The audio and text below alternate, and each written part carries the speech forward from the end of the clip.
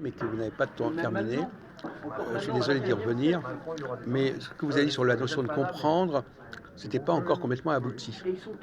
Est-ce que vous êtes capable de reprendre ou de prolonger votre propos sur ce sujet depuis hier soir?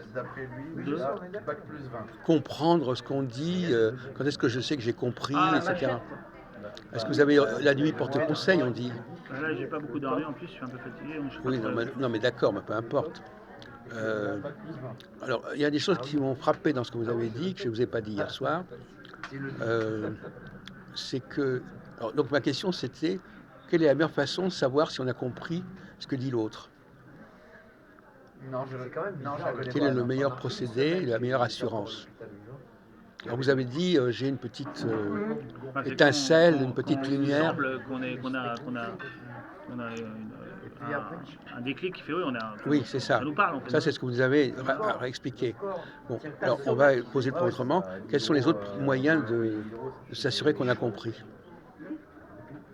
En posant les questions, en continuant à discuter du sujet, je vois. Oui, mais en ayant. Comment vous pouvez confirmer? Vous êtes en train je suis en train de vous parler, vous voulez me montrer que vous avez compris. Qu'est-ce que vous faites?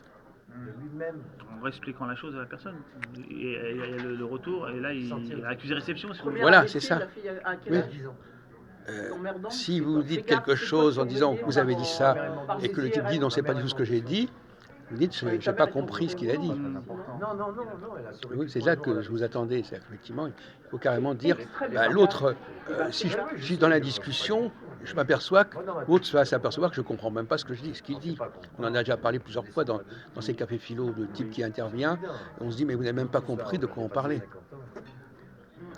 Et alors, il y a un autre aspect qui est intéressant aussi, que j'aimerais bien que vous abordiez, justement, sur ce sujet. Alors, il y a la question, est-ce que je comprends ce qu'il a dit?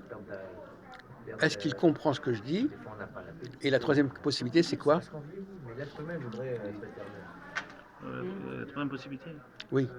Alors, est-ce qu'il y a possibilité 1, est-ce que j'ai compris ce qu'il a dit?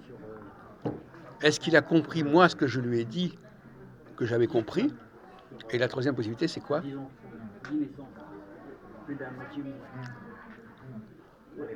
Non, mais c'est une question de logique, c'est amusant. Par élimination, quelle est la troisième possibilité? Pas la moitié, un tiers. Un tiers, un quart. Pas la moitié, pas la moitié. Est-ce que les autres nous comprennent aussi? Non. C'est est-ce que lui,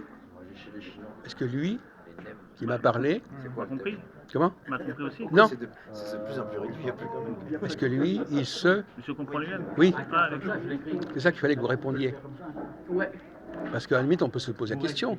Est-ce qu'il sait ce qu'il dit? Est-ce qu'il comprend pourquoi il dit ça? Etc.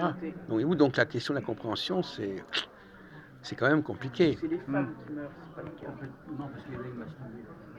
Bon, je change de